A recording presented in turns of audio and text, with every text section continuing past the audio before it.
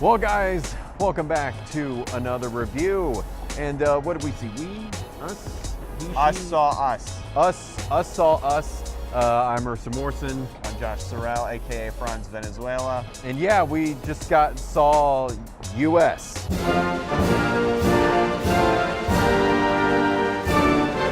Josh, what are your initial thoughts of Us? I liked it. I will go out on a limb and actually say I think it's better than Get Out, which is a lot of people say is controversial, but I really liked this movie. It strung its tension very, very tightly.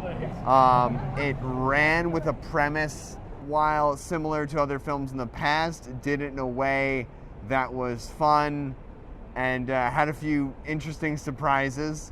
I was very on board with its train of thought, and yeah, highly recommended. Josh is wrong because I'm going to be in the other camp. I did not like it. I did like Get Out, but I want to tell this film to get out. No, I didn't. He agrees with me. The film did have some great tension. I will give it that. It had some incredible tension-filled scenes. I thought that was awesome. But the center of the plot, and I'm really trying not to spoil it if there's still people that actually want to go see it, wasn't that well pulled off. They could have done a couple of little things here and there that were different. And I will just say that I wish it had to exclusively do with the family and not things abroad, so to speak. I wish that it was more of a family-centered plot instead of this sort of global citywide pandemic that we're doing. Well, I think without giving away too much, there's issues of scaling in the second half of the film. And yeah, I'm on board with the criticism that it could have been more exclusive about the four main characters, which I thought it was going to be, but there are a few surprises which some people were like, what, where did this come from? Yeah. But I thought was fine, mostly because the scenes where things started to go really weird, I thought were fun. Given those criticisms, one can tell Jordan Peele wanted to get more ambitious with this one because he had a very intimate plot with Get Out. Again, it's always tough to compare one sophomore effort to their directorial debut, especially when it has such a splash. Yeah. But in general, I'd still highly recommend it. To me, there were some parts that really needed to be serious that were more on the. I got more of a hilarious vibe from it. I got more of like, and there were a few people in my theater kind of chuckling at some scenes that were meant to be serious, and so I was kind of like, oh, like, I don't like how this is going, like, especially in the end when she's doing, the whole reveal of like what this thing is. I'm really trying not to spoil anything. What this sort of society is. We're gonna cut that.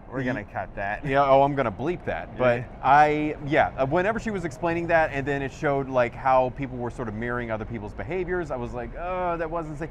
But I will say that the twist at the actual end, I really liked. I really liked how they do sort of drop hints about it throughout the film. Well, I did like that. I don't even like telling people that there's a twist. There are no twists. All narrative is predictable if you really think about it. So really, there are no twists. Well, if you just go in and enjoy the film and try not to be all Alex Jones about it and try to predict the ending or anything like that, then yeah, you might enjoy it. But what films does Alex Jones watch? He watches them naked in his basement like Howard Hughes. That's what he does. I love the acting. I will give that major props. The kid actors were amazing in it. Cinematography. Yeah, cinematography I thought was very good, very sharp. I think a lot of the shots were very well composed, and even when stuff is fast moving, I also tend to think about the shot construction as production. So I keep thinking about, how much time did it take to like stage that? Yeah. But also again, sound great. The soundtrack is very eerie. Point on for eeriness. As a minor note, I am full on for Winston Duke being the dad in every movie from now on ever. Full on for dad joke Winston Duke. He dabs in the film. unsuccessfully, but to me it was a success. To his kids it was not a success, but I was like, that's the best dad dab. That would still be a dab. I'd try to combine both words. I liked how they were able to play the dual personalities so well. I really enjoyed that, and how versatile Lupita, I think that's her name. Lupita Nyong'o, Yeah, also she, from Black Panther. Yeah, she was incredible. Like, I got to give it up for her, because the other people and their personalities aren't really shown that much, except for Lupita's, and yeah, like she's the one that it really kind of carries the film when it comes to the dual personalities and everything. I will say, once, you know, the doppelgangers come in and they all make sort of these... There you go, you're spoiling it. All right, but go on. Yeah, the doppelgangers, for the most part, yeah, the way they communicate is very creepy.